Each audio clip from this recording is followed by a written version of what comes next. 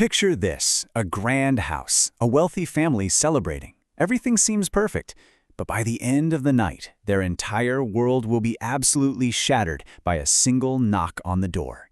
Today, we're going to crack open J.B. Priestley's classic thriller An Inspector Calls to uncover all the secrets and the powerful message hidden inside. So the whole thing kicks off in 1912. The head of the family, Arthur Burling, is giving a toast. And what's he toasting? The Titanic. He calls it unsinkable, absolutely unsinkable. And this line is just the perfect snapshot of this arrogant man in this arrogant time, completely blind to the disaster that's literally just around the corner. He couldn't be more wrong. And that, right there, that blind confidence, it sets up the big question of the entire play. See, it's not about one single terrible crime. It's about a chain of little things, seemingly small actions. So, how much damage can one privileged family really cause? Link by Careless Link. Okay, so before this inspector shows up, the Burling family is living in a total bubble. We're talking an evening of champagne, congratulations, and this rock-solid belief that their perfect little world is completely untouchable. So who's at this party? Well, at the head of the table, you've got Arthur Burling, who loves to call himself a hard-headed businessman. Then there's his wife, Sybil, who is, and the play makes a point of this, his social superior. Their kids, Sheila and Eric, are there too. Sheila is just very pleased with life, while Eric is kind of fidgety, not quite at ease. And they're all celebrating Sheila's engagement to the very posh Gerald Croft, which just cements the family's high status. Yeah, they really think they're on top of the world. And right as the port is being poured, Arthur Burling decides to share his life philosophy. It's pretty simple, really. Every man for himself. He believes a man's only real duty is to himself and his own family, period. He has no clue that this entire worldview is about to be taken apart, piece by piece. And speak of the devil, just as those words leave his mouth, a test arrives. The family's cozy little celebration is shattered by the sharp, loud ring of the doorbell. This guy at the door introduces himself as Inspector Ghoul. And you got to pay attention to that name, right? Ghoul, like ghoul. The stage directions are super specific here. The lighting changes instantly from pink and intimate to something brighter and harder. The fantasy is over. The interrogation is about to begin. So, why is he here? Well, the reason is absolutely horrific. He's investigating the suicide of a young woman, Eva Smith. She died in agony just a couple of hours earlier.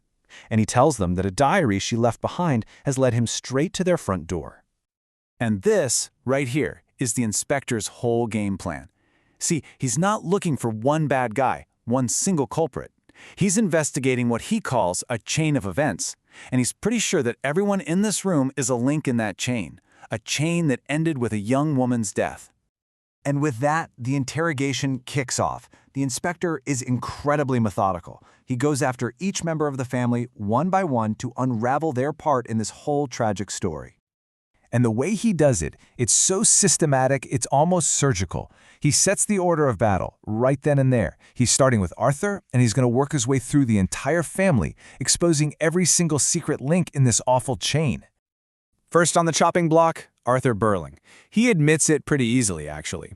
He fired Eva Smith 2 years ago. Why? In his mind, she was a troublemaker, a ringleader who had the nerve to ask for a tiny pay raise. For him, it was just business, protecting his bottom line. For her, it was the first shove towards total ruin. Then the inspector reveals Eva got another job at a fancy dress shop, and it's Sheila's turn. You can just see the horror dawning on her face as she remembers. She admits that, in a fit of bad temper, she used her family's name to get a shop assistant fired, all because she thought the girl smirked at her. A moment of petty jealousy, a casual, cruel use of power, and another life gets turned upside down. The story gets even more complicated when it's Gerald's turn. He confesses he knew Eva too, but she was using a different name, Daisy Renton. He tells them about their affair, how he put her up in some rooms, basically kept her as his mistress for a summer. For her, it was this brief moment of happiness and safety. For him, it was a temporary arrangement he ended as soon as it got inconvenient. Now the inspector turns his attention to Sybil Burling. And this is a big one. As the head of a women's charity, she's supposed to be the last hope for people in trouble. But she's ice cold. She admits she turned away a young, pregnant woman just 2 weeks ago. Why? Because the girl used the name Mrs. Burling, and Sybil found that impertinent. She says the girl had only herself to blame, and that the father of the child was the one who was solely responsible. And this is the final gut punch of a reveal. A totally distraught Eric Berling blurts it out. He's the father. He admits he forced himself on Eva, got her pregnant, and then tried to give her money that he'd stolen from his father's business, money she wouldn't take. The desperate young woman his own mother turned away from her charity? She was carrying his child. And just like that, the whole terrible chain snaps together. So, with all the secrets out in the open and the family completely shattered, the inspector, he changes. He's not just an investigator anymore. He's there to deliver a message, a final, chilling warning. And suddenly, the inspector zooms out. This was never really about just one girl. He tells them that there are millions and millions and millions of Eva Smiths and John Smiths out there. Their lives are tangled up with the lives of people like the Berlings. He's basically putting their entire way of life on trial. And this is it.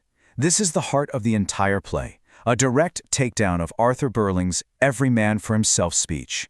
We don't live alone, the inspector thunders. We are members of one body. We are responsible for each other. And then he leaves them with this absolutely terrifying prophecy.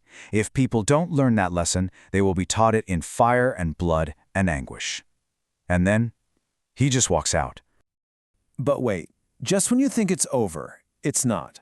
After the inspector leaves the family completely stunned, Priestley hits us with one of the most brilliant and unsettling endings in the history of theater. And then a little seed of doubt starts to grow. Arthur and Sybil, they are desperate to just erase this whole horrible night, so they start picking at the story. Was he really a police inspector? He seemed weird. A quick call to the police station confirms their wildest hope. There's no Inspector Gould on the force. And you can almost feel the relief wash over the older Berlings and Gerald. If he wasn't real, and if, as they start to believe, no girl even died, then who cares what they confessed? They can go right back to their perfect lives. It was all just a big, elaborate hoax. But Sheila and Eric, they're absolutely horrified. They get it. It doesn't matter if he was real or not. What matters is what they did. And right at that moment, just as they're patting themselves on the back, celebrating their narrow escape, the phone rings. Arthur answers it, and we just watch the color drain from his face. A young woman has just died on her way to the hospital. She swallowed disinfectant, and a police inspector is on his way over to ask some questions. The nightmare they just lived through is about to happen all over again, and this time it's for real.